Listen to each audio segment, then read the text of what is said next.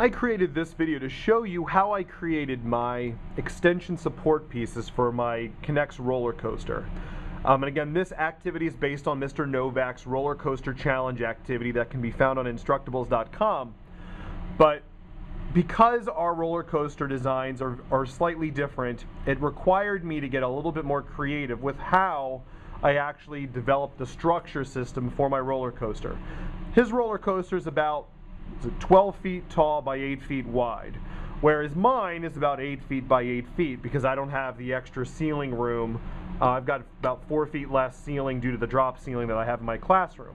So in order to make my roller coaster work, if you look, I had to actually overlap the pieces of track multiple times, about 3 times, in order to get what I felt was enough track to create a roller coaster that would really challenge the students' designs. And to do that, I really tried to make as structurally sound a roller coaster as possible. I really didn't want the track bouncing around or moving as much because that really subtracts from the kinetic energy of the roller coaster as it moves around the track. So as you can see right here, these wooden dowel pieces, I developed several of these, probably about 20 of these, to help with the overlapping track.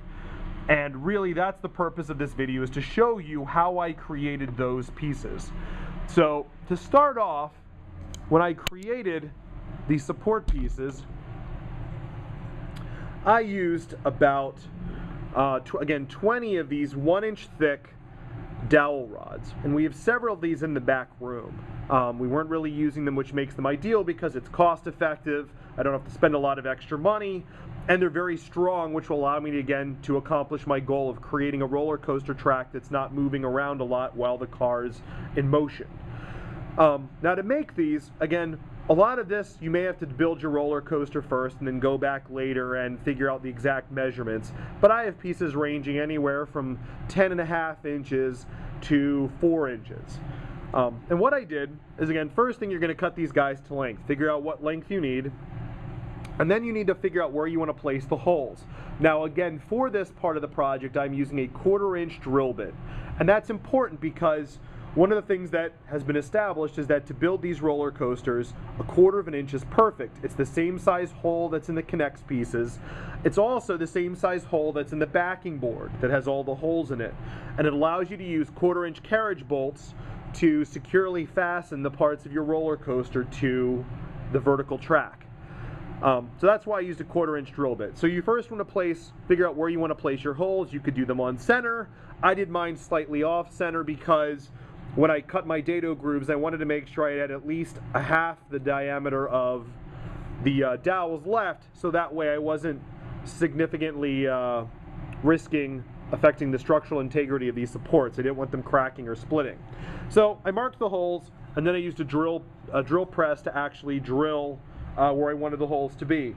Now from there, I used a variety of different bolts to fasten this and figure out where I wanted, the nuts to go and how it would mount to the track. And really all this is it's 2 sets of compression fittings.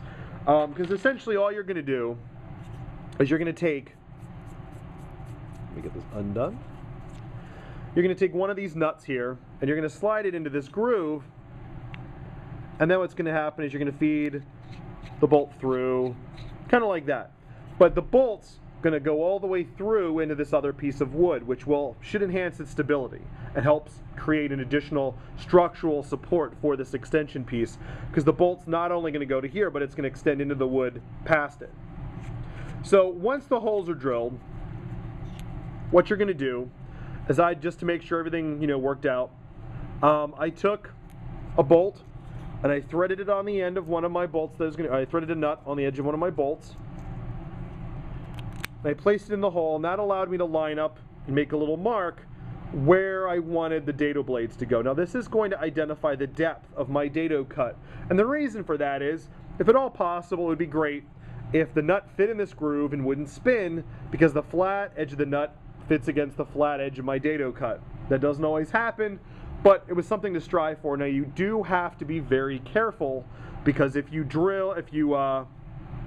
don't cut deep enough, the bolt won't be able to go through your nut and into the other piece of wood back here through the hole. So that's very, very important. You got to make sure you're at least making your dado cuts deep enough so that way your bolt will go through the nut and into the wood again. So once I made those marks, I was actually able to set the table saw up to cut my dado cuts. And really, once I was done that, that's really all you need to worry about. Again, this is a really nice extension piece. It really solidified the structure of my roller coaster. It looks a lot nicer than what I originally had, but I felt like it also allowed my students to maximize the payload on their cars because their cars weren't bouncing as much on the track and thus losing kinetic energy as it moves around. So this is how I made these extension pieces.